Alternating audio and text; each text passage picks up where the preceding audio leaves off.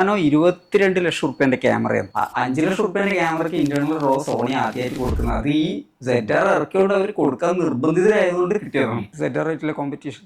അവർ raw ഇറക്കുമ്പോൾ ഇവർക്ക് raw ഇല്ലാത്തൊരു സാധനം ഇവർ FX5 എന്ന് പറഞ്ഞിട്ട് മറ്റേ 10 ബിറ്റ് സാധനം കൊടുത്തു കഴിഞ്ഞാൽ ആൾക്കാർ വലിച്ചെറിയും. സോണിയുടെ സ്റ്റാർട്ടിംഗ് റേഞ്ചിൽ നമുക്കൊരു ഇന്റേണൽ റോ ലഭിക്കുന്ന ക്യാമറ എന്ന് പറയുന്നത് സോണി ബുറാനോ ആണ്.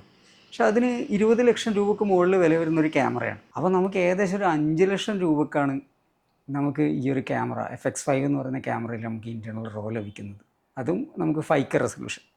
പിന്നെ അതുപോലെ 4.5K at 120 FPS without crop. നമുക്ക് FX3യിൽ ഒരു 1.1 ക്രോപ്പ് ഉണ്ടല്ലോ, അത് ഇതിലില്ല.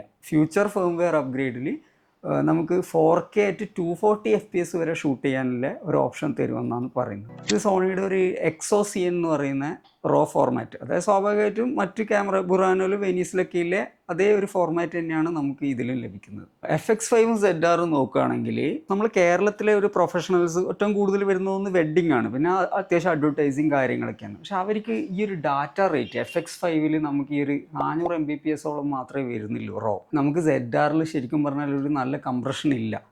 അതിന് ഫേംവെയർ അപ്ഗ്രേഡിൽ വരുമോയെന്ന് അറിയില്ല, പക്ഷേ ഏകദേശം 1500 Mbps വരുന്നുണ്ട് R3D റോ ഫയൽ.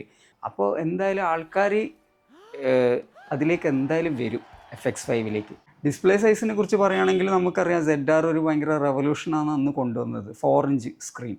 അപ്പോൾ നമുക്കിപ്പോൾ FX5ൽ സോണി നമുക്ക് FX3യിൽ 3 ഇഞ്ച് ആയിരുന്നു, അതിപ്പോൾ 3.5 ആയിട്ടുണ്ട്.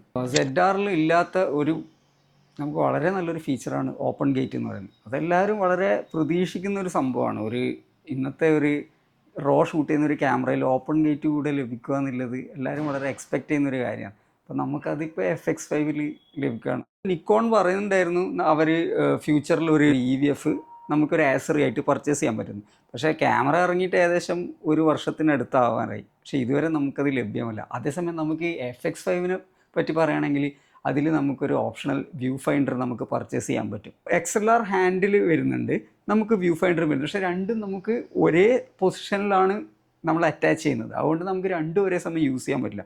എനിക്ക് തോന്നുന്നു ചിലപ്പോൾ സോണി ഒരു കേബിള് ഇറക്കാൻ ചാൻസ് ഉണ്ട്. ഇപ്പോൾ ബ്ലാക്ക് മാജിക് ക്യാമറാസുമായിട്ട് കമ്പയർ ചെയ്യുകയാണെങ്കിൽ എനിക്ക് തോന്നുന്നു ലോ ലൈറ്റ് പെർഫോമൻസ് FX5ൽ ഡെഫിനറ്റ്ലി കൂടുതലായിരിക്കും. കാരണം ട്രിപ്പിൾ ബേസ് ISO ആണ് FX5ൽ വരുന്നത്.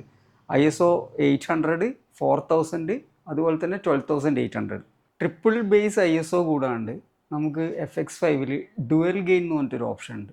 അത് സാധാരണ നേറ്റീവായിട്ട് നമുക്ക് വരുന്നൊരു ഡൈനാമിക് റേഞ്ച് FX5ൽ 15+ സ്റ്റോപ്സാണ്.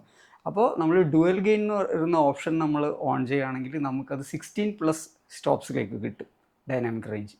അത് വളരെ ബെനിഫിഷ്യൽ ആയിട്ടുള്ളൊരു കാര്യമാണ്. അപ്പോൾ ഏതാനും ദിവസങ്ങൾക്കുള്ളിൽ FX5 കേരളത്തിലും എത്തും. എന്തായാലും നമുക്ക് കയ്യിൽ കിട്ടിയിട്ട് സമയമുണ്ടെങ്കിൽ നമുക്കൊരു ഡീറ്റെയിൽഡ് റിവ്യൂ വിത്ത് ഫൂട്ടേജസ് ഒക്കെ ചെയ്യാം.